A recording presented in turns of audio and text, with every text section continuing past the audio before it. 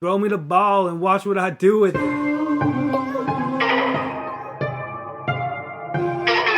are now tuned into the CherryPickin podcast with your host, Andre Cherry.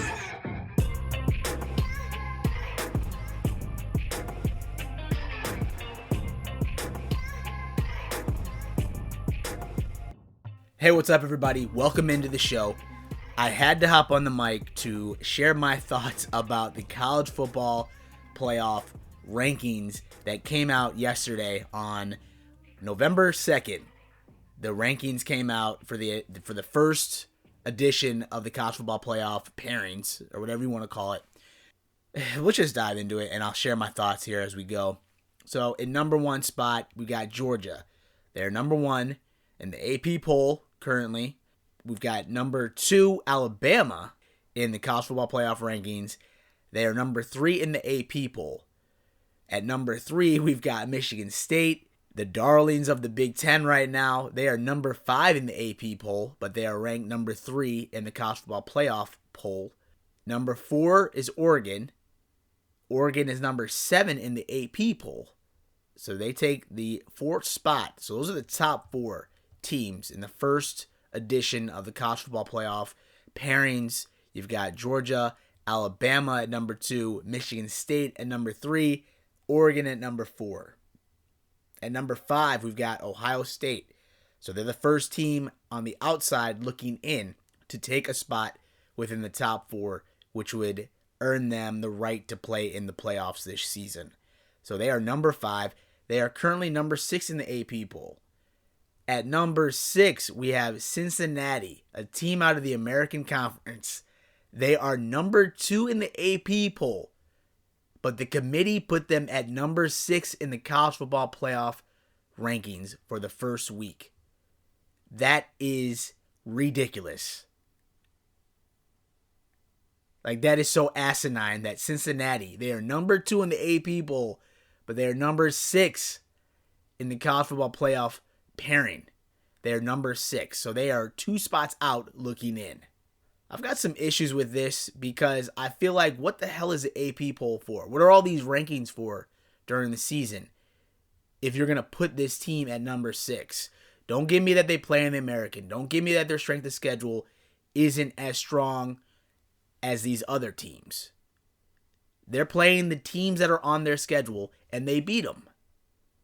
They are number two in the AP poll, and you couldn't even put them at number two in the college football playoff pairings, or at least put them at number four. Damn. To put them all the way back like that, and there's a good chance that they'll get in. We'll break down what's upcoming for these teams that are ranked 1 through 6, so that you have a good picture of what the final ranking will look like once we get ready for the playoffs. No doubt, I think there's going to be some shifting here. I just have some sour grapes with the fact that Cincinnati, they're number two in the AP poll, but they're number six in the college football selection committee poll. This is crazy. Isn't that crazy to you? It's because it's crazy to me. It doesn't make any sense to me. I had to hop on the mic to share my thoughts on this because I think this is so wild. So, we look at Georgia. They're number one in both the AP poll and the college football playoff poll. They've got big wins against then number 3 Clemson, number 8 Arkansas, number 18 Auburn, number 11 Kentucky. The SEC wins that I just mentioned there, those were back-to-back-to-back games that they were facing ranked opponents within the SEC, and they were beating them. Handedly beating them. Their next upcoming games, they got Missouri, Tennessee, Charleston Southern, Georgia Tech. All those teams I just mentioned to you, they all have losing records. So that should be a pretty easy cakewalk up until the SEC championship game, where right now that opponent would be Alabama. If things ended today, Alabama would be the winner out of the SEC West, and they would be headed to the SEC championship game. So Georgia, they 8-0 record right now. They're first in the AP poll. They are 14th in regards to points scored per game. They score 37.9 points per game, which is best for 14th overall. They are holding opponents to 6.6 points per game. which is best for the best team in all of college football. That's the best defense in all of college football. So their defense is really stout. Their offense is playing at a high level, top 15 offense in regards to points scored per game. If this team continues to roll the way that they have been, if this team stays healthy, I know they've had some injury issues earlier on this season, but if they can keep it together, I have no doubt in my mind that they won't be number one at the end of the season, that they won't be in the playoffs. Like I feel confident that Georgia will be in the playoffs. If we look at Alabama, they're number 2 in the college football playoff right now. They are number 3 in the AP. They are number 3 in the AP poll right now. This is a little bit of a head scratcher to me because they lost to unranked Texas A&M back on October 9th. Alabama has some pretty big wins against then number 11 Florida and then number 12 Ole Miss. Those are big wins on the resume. Bad loss, as I mentioned, to unranked Texas A&M. Their next games upcoming, we got LSU against New Mexico State, Arkansas, then number 13 Auburn. It's a lot tougher than Georgia's next 4 games. Alabama's next 4 games are tougher. Arkansas, that is a wild card team because Arkansas, we've seen them play at a high level. We've seen them knock off some teams that they probably shouldn't have. But Arkansas, then you end your season against Auburn, which is always a tough go in the Iron Bowl. Auburn right now is number 2 in the SEC West. If you're looking at the standings today, they are right below Alabama. It's no gimme that Alabama will make it to the SEC championship game this year. It really isn't. But if they survive that schedule, they will be in the SEC championship game.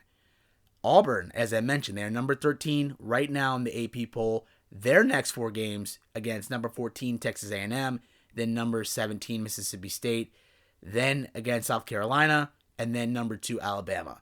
So Auburn has one hell of a schedule to get to the end of the season, to get to that matchup against Alabama. And who knows? I mean, Auburn could win out. It might be tough. It might be pretty tough. But they could very well run that schedule and beat Alabama. So there's no guarantees that Alabama will be represented in the SEC championship game this year, which would mean that they wouldn't have a spot in the playoffs. I think there's a high probability that Alabama will suffer a loss either at the end of their regular season schedule or against Georgia. And if that's the case, Alabama would be knocked out. They'd be eliminated from the playoffs, or so I would assume. I don't know what the College Football Playoff Selection Committee has rolled up in their sleeves right now, but if they lose again, I would think that they are out of the playoffs discussion. Just one more loss, I would think, would eliminate them, would be my guess. But we will wait to see. Then we have Michigan State. They're number 3. They are number 5 in the AP poll. They've got some big wins against then number 24 Miami and then number 6 Michigan. Their next 4 games, they've got Purdue, Maryland, Ohio State, Penn State. That's a tough slate of games. Purdue, we've seen them knock off Iowa when they were ranked number 2 in the AP poll. Iowa was a bunch of pretenders, but Purdue knows how to rise up to big games, and this is a big game this weekend for Michigan State against Purdue. It's a little bit of a sleeper pick that Purdue could upset Michigan State, so you got to be careful because that's a dark horse upset right there. Maryland is a good team as well. They have been playing at a good level this year from Mike Locksley, so that's a tough game. Number 5, Ohio State is going to be the toughest game remaining on Michigan State's schedule. Ohio State has played very well since the start of the season. Against Minnesota, they didn't look that well. Against Oregon, they lost. That was disappointing. But since then, Ohio State has been rolling. That offense has been rolling. There's no guarantee that Michigan State will make it. Then Penn State, of course, they were my favorite to win the Big Ten East after the season started. I thought Penn State would have enough, but they've slipped away here. So I'm not saying that Penn State will beat Michigan State or vice versa, but I'm just saying that it'll still be a tough game. They've got a tough road ahead here because Michigan State is playing the toughest part of its schedule these next 4 games. So I'm not confident that Michigan State will come out of this unscathed. They may very well get one loss somewhere within these next 4 games. would be my guess. But right now they're 8-0. They're undefeated in the Big Ten. They score the 29th most points in college football at around 34.6 points per game. They limit opponents to 20.5 points per game, which is best for 30th in all of FBS. Their strength of schedule right now is 30th over all other FBS teams. But again, they're going to play some tough games this weekend. They're going to play some tough games remaining on the schedule, and it starts this weekend against Purdue. So if I'm looking at Alabama, Michigan State, I'm not confident that those teams will be in the top of the AP poll by the end of the season. So there's a good shot that Cincinnati will still get in to the discussion for the college football playoffs. Then we have Oregon at number 4 in the college football playoff rankings. They are number 7 in the AP poll. Big win against number 3 Ohio State at home or on the road in Columbus. That was huge.